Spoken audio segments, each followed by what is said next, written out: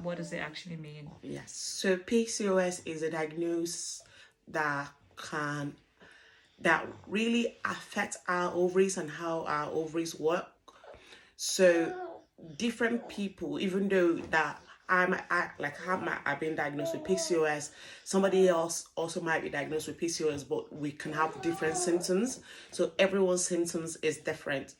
I know a couple of ladies I've spoken to, they say, oh, they experience a lot of facial hair, or they're hairy. I didn't experience that. Rather, I don't have loads of hair until when I was pregnant. That's when I had loads of hair coming out. So different people have different things. Yes, you might have the same thing as somebody else. Doesn't mean that what they have, you might have it. So different symptoms. So for myself, I was having irregular period. I was having heavy bleeding. I was losing hair, and I think that also brought it down to the fact that I was diagnosed anemic. So because of my diagnosis as having PCOS, I was losing a lot of blood, and you know what that means. Also, that can have an effect on how your hair grows, because a lot of blood is not circulating to give your body nutrients where your body needs it. So I was losing hair, especially around my edges, and also that for some people can have mood swing. Some people, it's just a lot of things. Infertility, which is one of the areas that I suffered with. Infertility, having a child. So for different people, it can be different symptoms, but that's some of the symptoms that I had. With PCOS, Yes. wow. So it's obviously quite a lot, isn't it? It's It very is. challenging to deal with. And so is. you mentioned that you got a formal diagnosis, is Yes. that right? Do you Yes. want to tell us when you were diagnosed and what led to the process of you being diagnosed? So I was diagnosed with PCOS in 2011, January, February 2011. So what happened was, prior to my diagnosis, I've been having times when I won't see my period at all. And when I see my period, I only see my period maybe once a year or twice a year. And initially, the consultants were thinking, oh, you've got fibroid, and they had to do a scan and do blood test and all that, and they realized that I do not have fibroid. So they wanted to find out what was it that was causing me to bleed that much. And that was after I'd been diagnosed I've been rushed to the hospital. Prior to me being rushed to the hospital, I was losing a lot of blood. I was weak, and you know what it's like. Just even as a woman, being on your period on its own, you feel weak and tired, and having to lose blood for 3 weeks. I was losing a lot of blood for 3 weeks. Yes, you might be thinking, why didn't you go to hospital for 3 weeks? Well, being at that time, I was a student nurse and I was on placement. I couldn't get a doctor appointment, and also I had not registered with GP because I was initially staying in Manchester. That's my family home, and then having to move to where I was doing my nursing degree. I had to register with a GP, and I had not registered with a GP because normally I'll just go back home if I need to see a GP. So because of that delayed me from getting medical intervention, and also being a mental health nurse at that student at that time. So having to go to placement, starting placement 8 o'clock in the morning, finishing 8 o'clock at night. They couldn't get GP appointments, and being a good student, I didn't want to have any time off at my placements. I think we can relate to that, but you mentioned briefly it led to you getting rushed into the hospital. Yes. So I think takeaway point is pay attention to your body, isn't it? Listen to your symptoms and don't delay. Always create time for your health. So what was that like then? What led to you getting rushed into the hospital? So what happened was, one of my friends, shout out to, I call her Dr. Nunu, and her name is Anu, but I call her Dr. Nunu because at that time she was doing a training also to be a doctor. And a Sunday after service, she saw me and she was like, Debbie, you don't look well. And I was like, I know, you know what, I don't feel well. I don't feel myself. And she was like, you know what, I'll see you after the service, I'll come round to yours, because I had initially told her that, I was going to see the GP, but I didn't know what was going on. So she said, you know what, later on in the day, I'll come and see you and see how you're getting on, and we'll maybe chill with you for a bit. And I was like, okay, that would be nice. So after the service, I went to, because I had to call 111, and I was asked to go to a GP surgery that was open on that Sunday, that was close to my house. But by the time I got to the GP surgery, it was already closed, and I was like, oh my God. I literally walked home from my GP surgery and I was crying. I was like, God, I don't have strength. And this and that, just crying. And I remember that day, I got home, I had a shower, spoke to my mom on the phone and said to her that I was on my period and I felt tired and I wanted to have a shower. So she asked me to have a shower and try and have a lie down and rest. Maybe I'll feel better after that. And because my friend I know had already told me initially that she was coming to see me, so I left my room door for my student accommodation open. So I went into the shower. I finished having a shower. Coming out of the shower, flat on the floor, I passed out. So I didn't know what happened until later on. I was getting filled in. So Anu found me on the floor, and apparently, because my phone was not locked, so she checked who I was talking to. The last person that I was talking to, which was my mom, asked her to call an ambulance. They called an ambulance, and you know what the ambulance services can be like sometimes. They were saying that we had to wait a few hours before they can get to me. Well, this part I was getting filled in because I didn't know what had happened. So my mom told her to call a taxi, bearing in mind where I was living and where the hospital is, literally in front of my house. Like, literally, if I'm walking, it'll be like 1 minute or 2 minutes walk to the hospital. And she had to call a taxi to come and pick me up, and she took me to the hospital. And I later on came around while we were waiting at the A&E.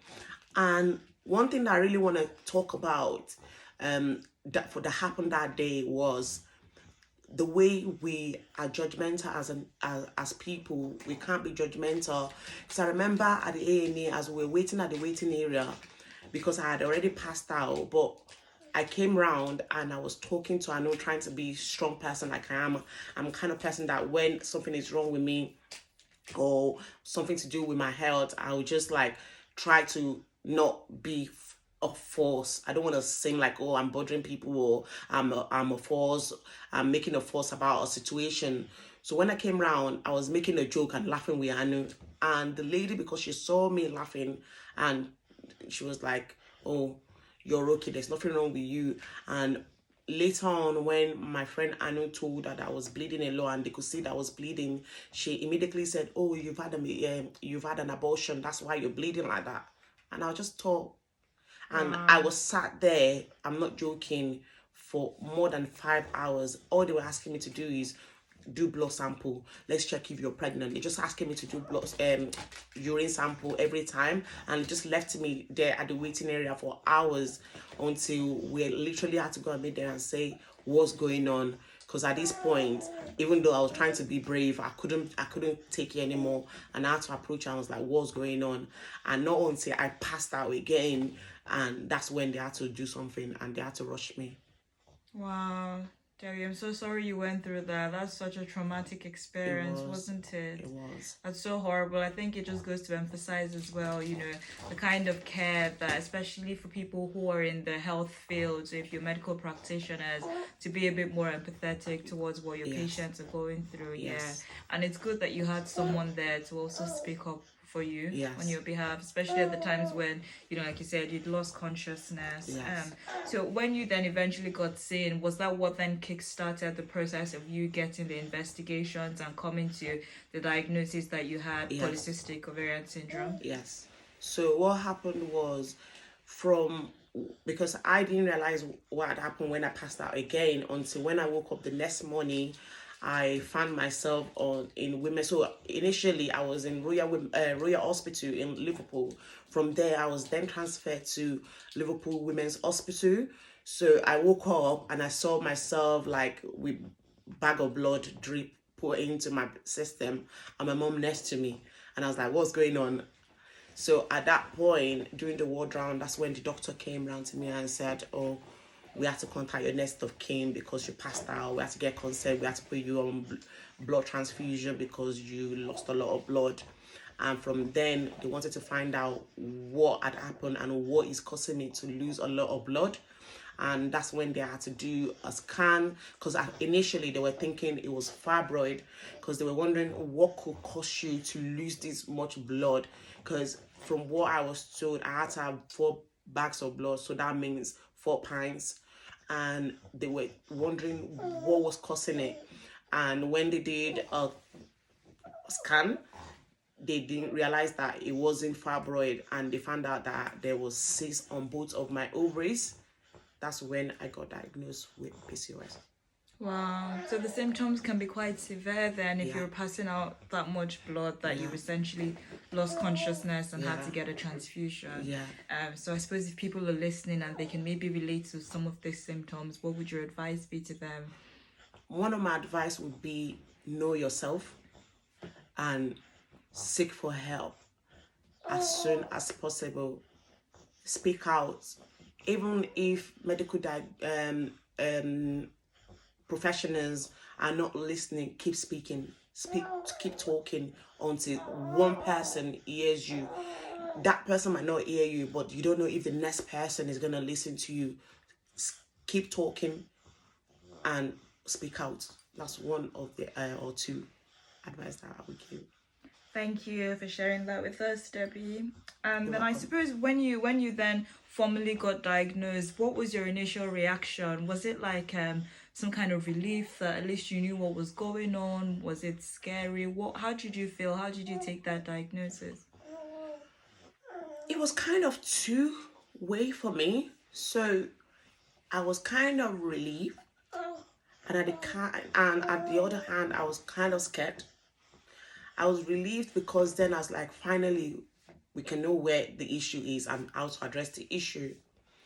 I was kind of scared because then I was told that this means you might not be able to have kids.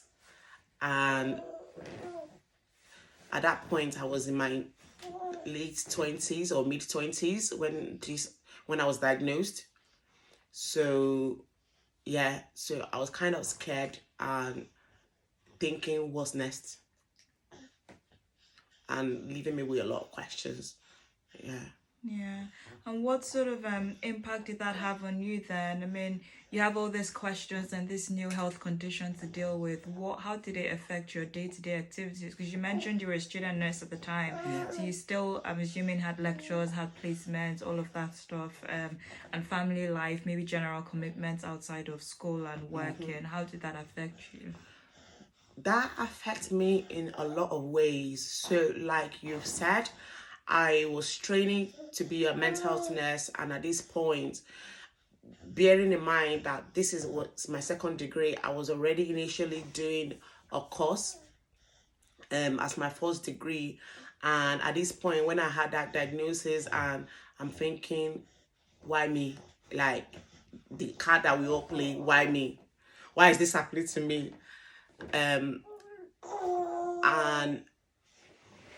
when I was diagnosed and when I said why me, I remember my brother was already finishing uni, and I was like, this is a chance for me to go back to uni and do things again, because my first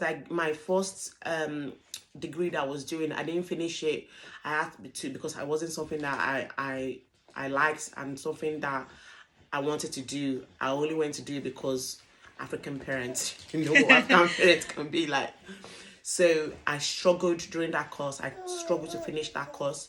So this was something I wanted to do, and I felt like I had to do more, because meaning when I miss lecture or when I miss placement, I had to make up for that time. So that always forced me to don't want to miss placements, and which is what led to me having to be bleeding for 3 weeks and not seeking for help when I should have earlier, because I'm thinking I don't want to miss any day. I'm sure a lot of people can relate with that. If you're a student or you are in the medical field training to be a doctor or a nurse or a social worker or something like that, you know that any day you miss you have to make up for those times because we have hours that we need to do before we can be qualified. So that affects me because I withdrew from a lot of my friends and I became secluded because a lot of my friends at this point, when I went back to uni, I had already finished uni. So I'm having to now start relating with people that were younger than me. And I didn't have a problem with relating with people that were younger than me. But this now brought down to a lot of my friends asking questions and questions that I can't answer because at this point, I've just been given a medical diagnosis. I don't know what answer I can give you if you're asking me a question and I wasn't really comfortable at that time to share with people what I was going through. Even the like a friend I knew, well, didn't know what was going on. They just realized that I was in hospital. And when the friend came to visit me, I was like, "Oh, you've had an abortion because you're in women's hospital." I was like thinking, "Can you get out? I don't really want to talk to you." And they were not joking about it. They were being serious because they thought I've had an abortion and I didn't want to tell them about it. And that was really, really kind of like upsetting for me. Yeah. Yeah. Yeah, and quite insensitive as well. Yeah. Because as you said, like people don't really understand it and you're still trying to come to terms with what this diagnosis is and not really feeling like you have time to accept it or settle into, you know, what this means for your health, all your commitments, and hearing those comments from friends, families, maybe even strangers. It can definitely take a toll on your mental health, can't it? Yeah. Yes. So I think what we're getting from this is, you know, your physical health, even though it was a physical health problem, as medics class it, it then had an impact on how you felt emotionally, on how you were able to relate socially with people, yes. Yes, okay. Definitely. And then as time had gone on, then I'm guessing you started to find maybe a bit more information. What happened? Did you, how did that change? How did your perception towards the diagnosis change? So when I was diagnosed, because of what had happened, the consultant told me prior to me being discharged, saying that we need to start you on contraception. So when I had that word, alarm bell went off in my head because I know a lot of friends, you know, a lot of ladies will talk about, "Oh, I'm on contraceptive pills and this and that." And alarm bell went off in my head because I've had a lot of people say, "Oh, they get mood swing, they put on weight, they have spot breakouts." And I'm like, I'm not really ready with everything going on. I'm not really ready for me to have another baggage added on top of everything going on, because I felt like I had to do something to manage the other thing, and I didn't feel like I was in that place. Because also you need to remember to take the pills, because I was told I had to remember to take the pills every day, and I'm like, that's not something I'm gonna remember to do. So I wasn't ready to take up that responsibility, because I'm thinking I'm gonna forget, and also being me worrying about the fact that I'm gonna put on weight, because I was already conscious about my body weight and my body image at that time. So I was worried about that, and also the fact that I was thinking, where do we go from here? Because when I was told that I had to start contraceptive pills, I was reluctant. But eventually, because the consultant that was involved in my care, she was so insensitive. She was like, "You need to start this contraceptive pill because you might not be lucky the next time, because the next time we find you, we might be finding you on the floor dead." And that scared me.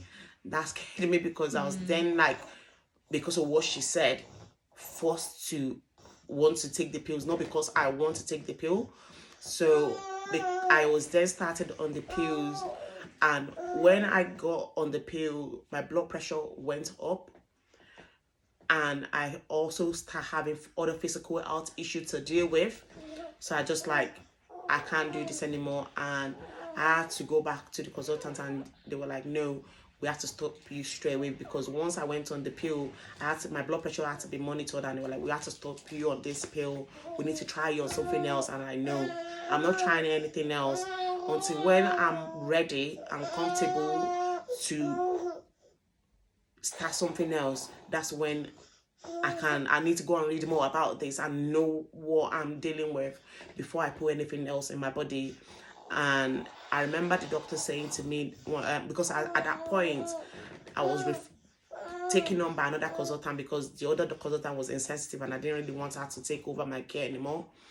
And the doctor that took over my care said to me, because you're young at this point and you're not looking to have kids, you know what? We're going to come back to this when you get to that point that you're ready to have kids. At the moment, it's not something for us to worry about. When we get to that bridge, we'll cross it. So it was something about, I didn't have to deal with it anymore because I'm not ready to have kids. So I totally forgot about it at that point. All I was doing at that point is having to learn how to manage myself when I come on my period, because already I've gotten used to, I don't see my period for a year, or I see it once a year. So at that point I'm thinking, okay, anyway, I'm not on my period. When I see it, I see it. And when I see it, when I have, because I usually have every period, I'll just have to wear incontinent pad, or have a lot of wear a lot of pads throughout the day. So I've kind of trying to learn how to manage it myself, and also doing research myself. Yeah. You touched on something very important there where people have concerns about medical treatments. As you mentioned that you did, about some of the side effects that we know can happen with certain types of contraception, Yes. and just the fact that you didn't feel like your concerns were taken seriously by the people that were supposed to be handling, your care. How would you respond to maybe people that are listening or watching this video that are in similar situations? What would you encourage them to do? Because you did mention that you ended up having to go down a line of medical treatment that wasn't your preferred choice. How would you, and then it then ended up affecting you and you got some side effects and had to come off them. How would you respond to people, or what sort of advice would you give them if they're in similar positions that you were? If you're in a similar situation like I was, one thing I would say to you is, you're lucky. Why will I say you're lucky? I'm sharing my experience starting from when I was diagnosed in 2011. Things are much, much more different from 2011 to now. So that's why I said that. I don't mean that you're lucky with PCOS also. I mean like the access that we have to medical things right now, and people's awareness to PCOS and other medical diagnoses is totally different now compared to back then in 2011. One thing I would advise you is keep talking. You might feel like I've mentioned about my history to somebody before. Why do I have to mention it to you now?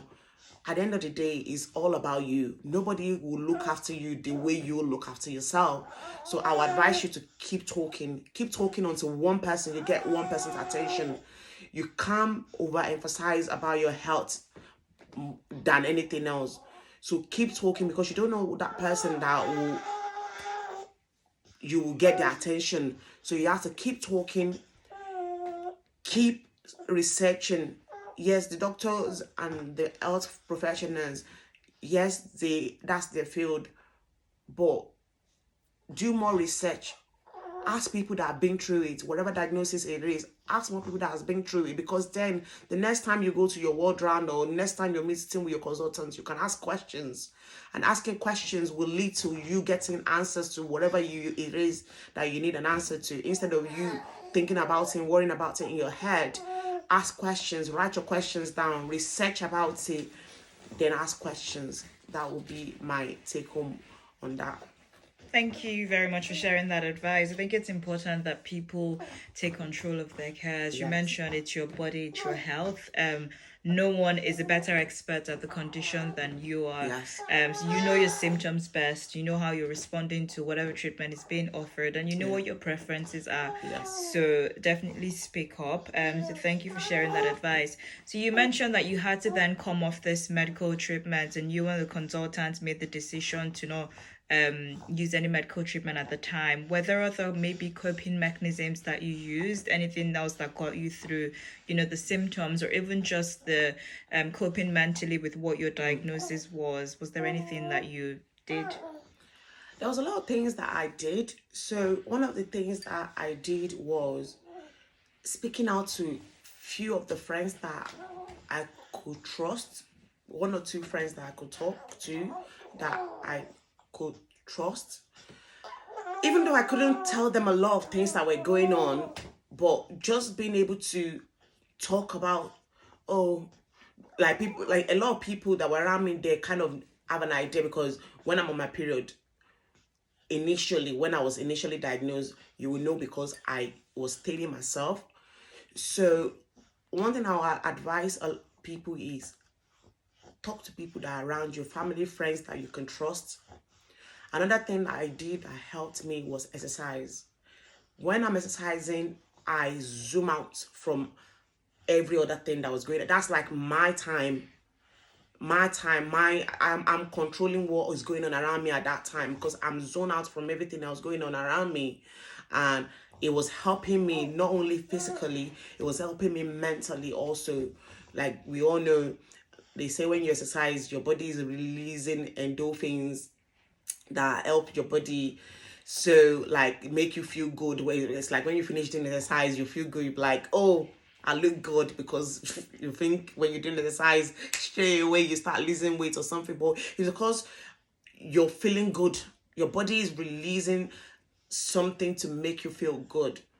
So that's one thing that I was doing, exercising. And also very, very important for me, what I did that helps me is my faith. You might stumble on this and you might not believe in God, but I'm sharing from my perspective as a Christian and what has helped me. So my belief as a Christian, that helped me a lot. How will you ask? It helped me because I realized that prayer, I realized very onset that prayer was a key for me. I realized that no matter who I talk to, no matter what was going on at that point, when I pray, I feel better, because I'm able to let out my emotion.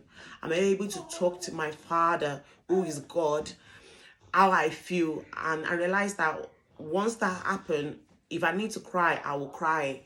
Once that happened, I feel better. Yes, 2 months down the line, I might go to ward round or go and see my consultant, and they might have said something bad news, or I have setback, but I'll go back and pray. I'll go back and spend time and tell God how I feel, not hiding about my emotion, not hiding how I feel. Because a lot of times as Christians, we don't speak out to God about how we feel. We don't let our emotions out. We feel like, oh, we don't have that relationship with God. But very onset in my walk with God, I learned how to voice out how I feel with God, and realizing that prayer is a communication between myself and God, is a two-way thing, not a one-way thing. Yeah, so that's one thing that helped me. Well, thank you so much for sharing with us what your experience has been over the last few years. And there were so many words of advice there, from paying attention to your body, what your symptoms are, seeking medical help, speaking up for yourself, also sharing about your faith, but also all the physical changes, physical mechanisms to cope with your diagnosis, so exercise. And thank you so much for sharing that. And some people might be listening and be thinking, oh, Debbie, you promised us a video on do you want to talk to us about that? Yes, so a few months ago, a lot of people asked me to do a video to share about how I found that I was pregnant, even though I've been diagnosed with PCOS.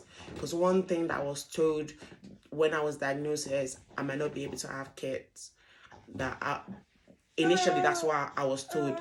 But as time goes on and we're going into doing investigation, then I was told that I will not be able to have kids, because I was not, I wasn't ovulating. And because I wasn't ovulating, if you're not ovulating as a woman, then how can you have kids? So that's why I was told that I will not be able to have kids naturally or at all, that I will have to go down to the line of IVF. So watch out for this space. I will be coming back and sharing I had my amazing son Noah, who is in the studio with us today. So we've not forgotten about it. Thank you so much, Debs. Thank you for sharing with us. And we will see everyone back on Instagram soon. Yes. Bye.